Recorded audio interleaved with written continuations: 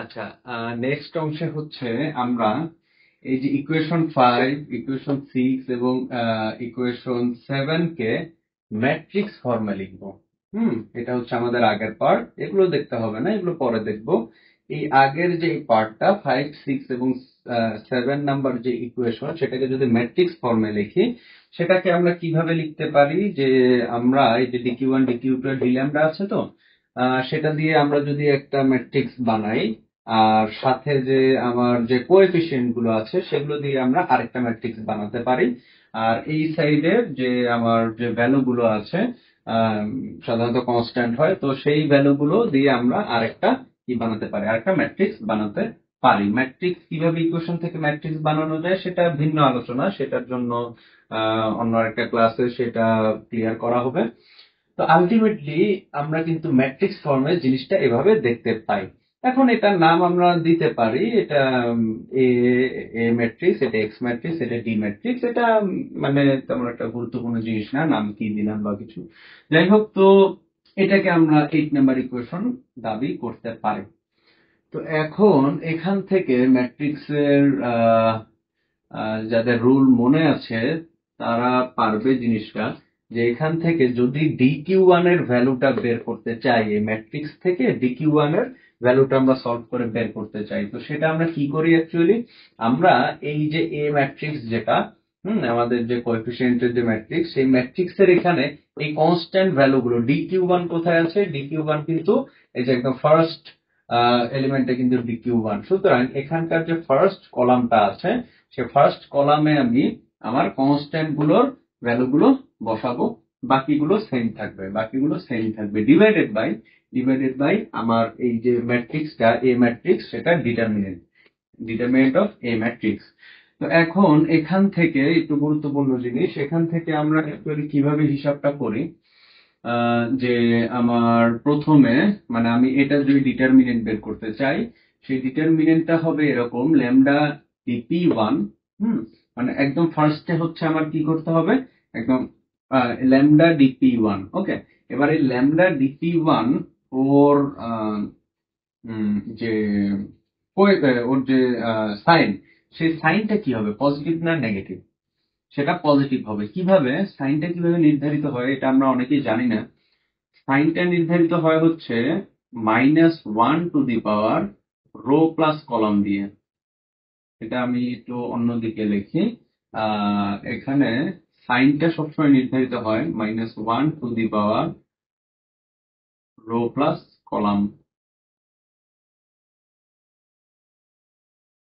তো এটা lambda DP one, এই এলিমেন্টটা কোথায় আছে? 1 নাম্বার রো 1 নাম্বার কলাম, তাহলে 2 হয়, -1 টু দি পাওয়ার 2 হচ্ছে কি হয়, পজিটিভ 1, তাই না? সুতরাং এটার কোএফিসিয়েন্ট, এটার সাইনটা হচ্ছে পজিটিভ। তো তাহলে যদি আমার ল্যামডা ডিপি ওয়ান নেই, তাহলে আমার কি হবে?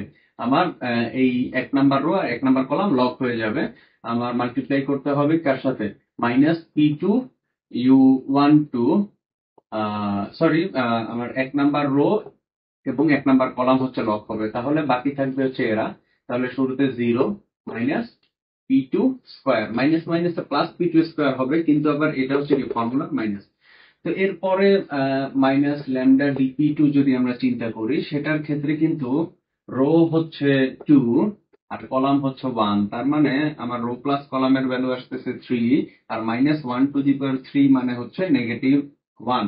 তাহলে সেই নেগেটিভ ভ্যালুটা আমরা বসালাম সাইন হিসেবে, এবং সেটার জন্য 2 নাম্বার রো এবং 1 নাম্বার কলাম এটা হচ্ছে লক থাকবে।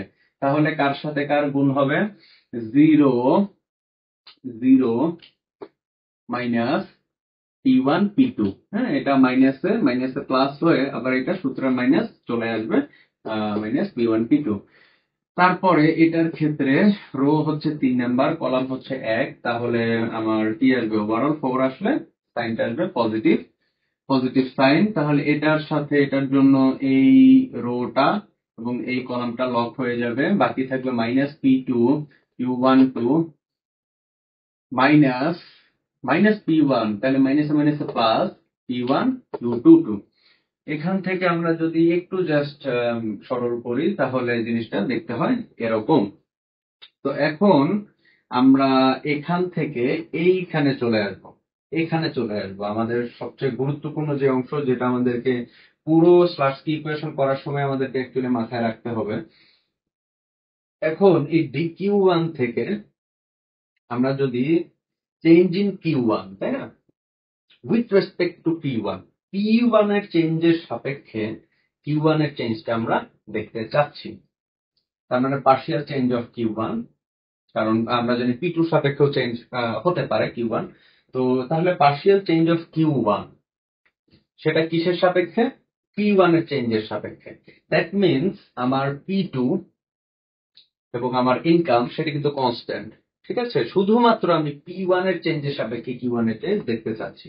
তো যদি m আর p2 যদি কনস্ট্যান্ট হয়, তাহলে আমাদের এখানে, হ্যাঁ, মনে রাখতে হবে কি m কনস্ট্যান্ট আর কি p2 কনস্ট্যান্ট। তাহলে এই ভ্যালুটা 0 হয়ে যাবে, এই dm ভ্যালুটা 0 হয়ে যাবে, এই dp2 এখানকার এই ভ্যালুটা 0 হয়ে যাবে। তাহলে এগুলো যদি 0 হয়ে যায়, তাহলে জিনিসটা দেখতে হবে এরকম, জিনিসটা দেখতে হবে এরকম।